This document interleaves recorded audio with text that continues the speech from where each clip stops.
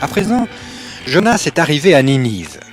C'était une très grande ville, de 90 kilomètres de circonférence.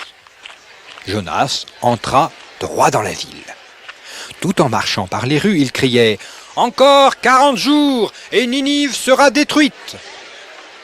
Les gens écoutaient et ils crurent au message de Jonas.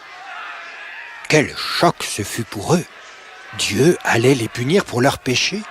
Tout ce qu'ils avaient, même leur vie, allait être perdue. Que pouvaient-ils faire? Comment échapper à la punition? Ils eurent très peur. En leur parlant par Jonas, Dieu voulait montrer à ces gens combien le péché est grave. Le roi, lui aussi, entendit Jonas et son message donné par Dieu. Il fit publier à tout son peuple cet ordre. « Personne, pas même un animal, ne mangera ni ne boira. Que chacun se couvre de sacs et qu'il fasse de même avec ses bêtes. Faisons tous appel à Dieu et cessons de faire le mal. Peut-être Dieu cessera-t-il d'être en colère et aura-t-il pitié de nous pour que nous ne mourions pas. » Alors le roi lui-même se couvrit d'un sac.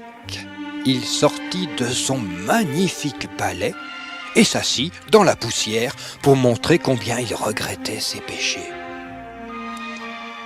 Si tu parles du Seigneur Jésus aux autres, quelques-uns écouteront et se repentiront de leurs péchés pour se tourner vers Dieu. D'autres ne voudront pas, mais ce ne sera pas de ta faute. Demande simplement à Dieu de te rendre fidèle pour leur annoncer son message. C'est merveilleux de voir des personnes regretter leurs péchés, mais c'est encore plus merveilleux quand Dieu montre sa grande bonté en leur pardonnant. La Bible nous dit ceci. Lorsque Dieu vit que le peuple de Ninive se repentait de son péché, il fut touché et leur pardonna. Il n'allait pas les punir. Mais alors, une chose étrange arriva. Qu'a pensé Jonas en voyant les Ninivites se repentir et croire en Dieu? Il aurait dû être très heureux. Au lieu de cela, Jonas se mit en colère. Il se plaignit à Dieu. « N'avais-je pas dit ce qui arriverait? C'est pour cela que je m'étais enfui. Je savais que tu ne voulais pas vraiment détruire Ninive, parce que tu es bon et miséricordieux. » Jonas avait raison. Dieu est bon et miséricordieux. Mais ce qui désolait Jonas, c'est que cette bonté était aussi pour les peuples païens et méchants, et pas seulement pour le peuple de Dieu.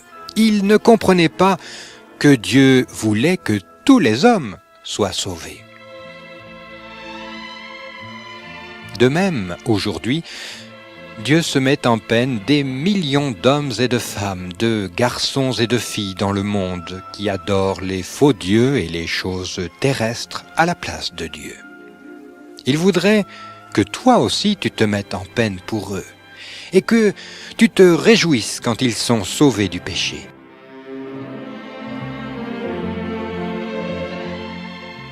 Jonas se désolait lui-même. « Ô Seigneur, laisse-moi mourir, gémissait-il. Dieu lui demanda, « As-tu raison d'être mécontent ?»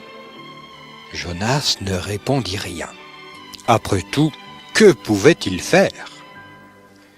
Il sortit de la ville et se construisit un abri. Il s'assit là et il se mit à bouder, attendant de voir ce que Dieu allait faire à Ninive. Il espérait que même maintenant, Dieu allait intervenir pour les punir. Mais